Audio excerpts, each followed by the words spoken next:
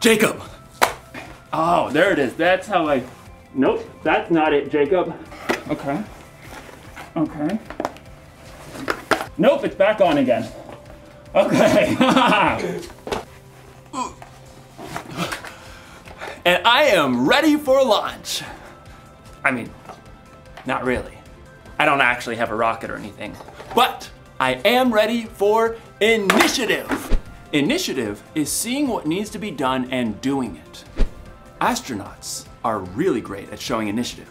When they see what needs to be done, they don't just ignore it. They do something about it. They even have this thing they do before every launch. It's called a status check, and it works like this. Rocket fuel, check. Oh. Rocket fuel is a go. Red switchy thing, check. Red switchy thing, red switchy thing is a go. Power thrusters, check. Power thrusters. Power thrusters are a gross. I can't check the power thrusters because somebody left a dirty sock here. Well, can you move the dirty sock? I mean, I could, yes, but it's not mine. I didn't leave it here. And so I don't think it's my job to move the sock. I suggest that we halt the launch until whoever left the sock here comes and gets it themselves. Copy that. Holding launch for a dirty sock. Good. Roger that. I wonder how long I'm gonna have to wait for someone to come get this sock. Probably gonna be here for a while. You know what? Today's story is about a guy who saw something that needed to be done, and he did something about it, even though it wasn't his responsibility. Sounds like a great guy. Will somebody come get this sock? It smells. Some people, am I right? Ugh.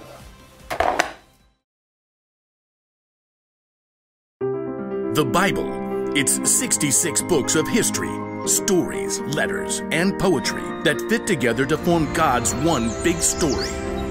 The epic adventure of how He created us and loves us so much that He made a way to rescue us. As we travel through the Bible, from Genesis to Revelation, we discover people who met God and found their lives changed forever. Now, for an amazing story. Inspired by the book of Nehemiah, chapters 1 and 2. Over and over, the Israelites promised to be faithful to God. But over and over again, they turned away from Him. At last, God allowed enemy armies to take His people captive and carry them off to Babylon, nearly 1,000 miles away. After 70 years, God allowed some of His people to return to Jerusalem and rebuild the temple. But back in Babylon, now part of Persia, the rest of the Jews had made lives for themselves. In fact, a Jew named Nehemiah had become quite important. Greetings. I am cupbearer to the king. A cupbearer was like a bodyguard who checked to make sure that no one poisoned the king's food or drink. Nehemiah was likely a trusted advisor. Your Majesty, may I suggest the date pudding? But though it was nearly 150 years since the Israelites had left Jerusalem, Nehemiah's heart was still in his homeland.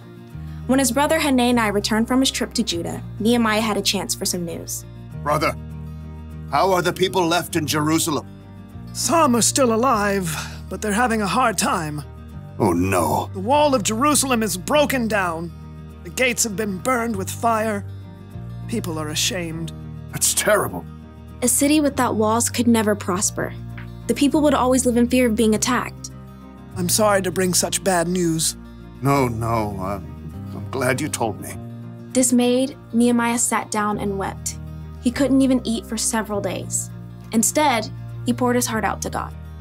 Lord, you are a great and wonderful God. See how your people are suffering. Please listen to me. I'm praying for the people of Israel. We Israelites have committed sins against you. We haven't obeyed the commands you gave to Moses.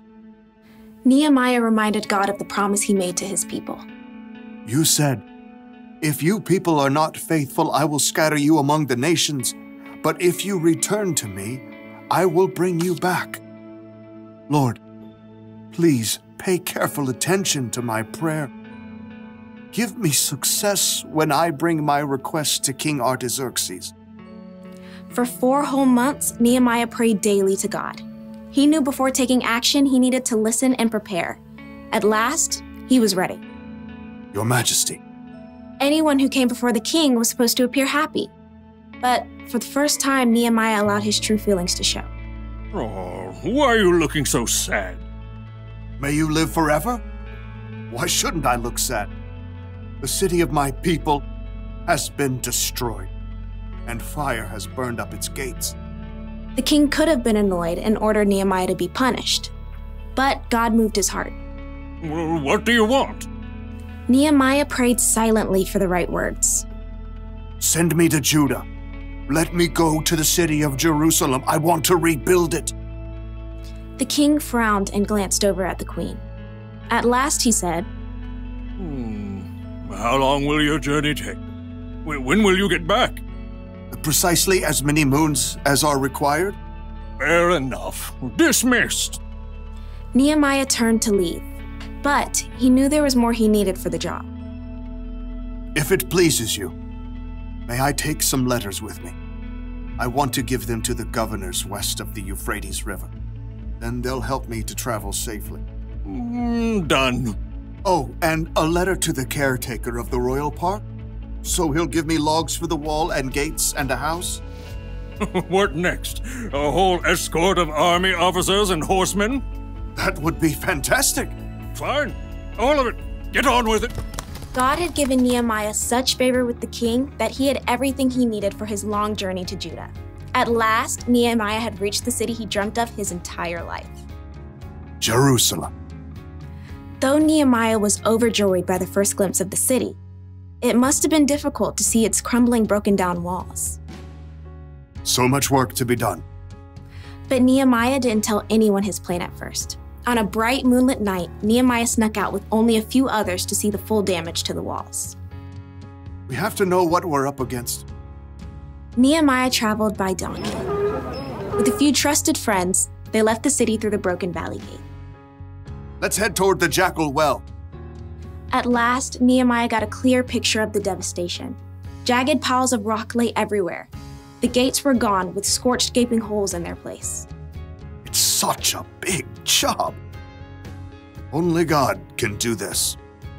Nehemiah circled what was left of the wall, heading up the Kidron Valley and at last returning through the valley gate. The next morning, he called together the priests and nobles and officials. You know, I've come to visit my people in Jerusalem, but that's not the only reason I'm here. Nehemiah gestured to the jagged remains of the wall, visible from where they stood. You can see the trouble we're in. Jerusalem has been destroyed. Fire has burned up its gates. Tell us something new. Come on. Let's rebuild the wall of Jerusalem. Then people won't be ashamed anymore. Well, I mean, that's something to consider if you think about it. Our grandparents tried that years ago. But God has been helping me. He gave me favor with the king. He'll help us complete the work. So who's in? Well, me. I'm in. Me too. Let's start rebuilding! God moved the hearts of the people to help Nehemiah, and together they began the gigantic job of repairing the walls and gates of Jerusalem.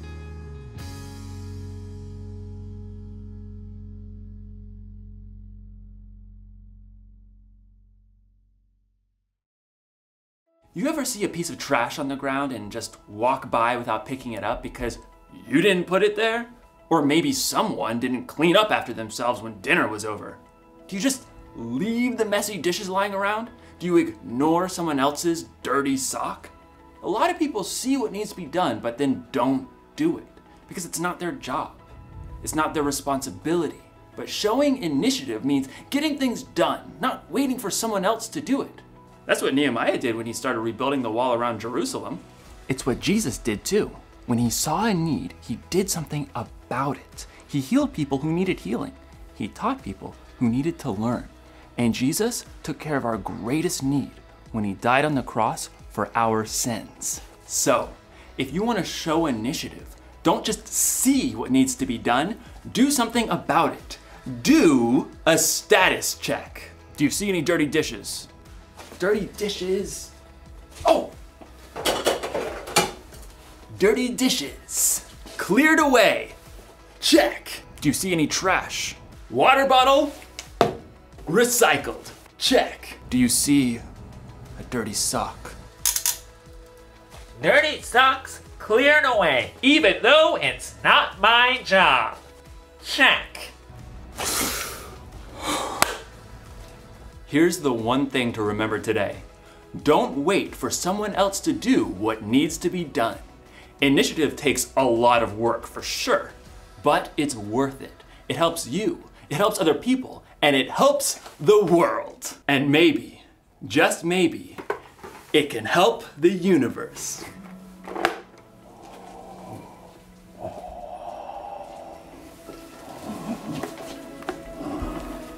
I'll see you next time.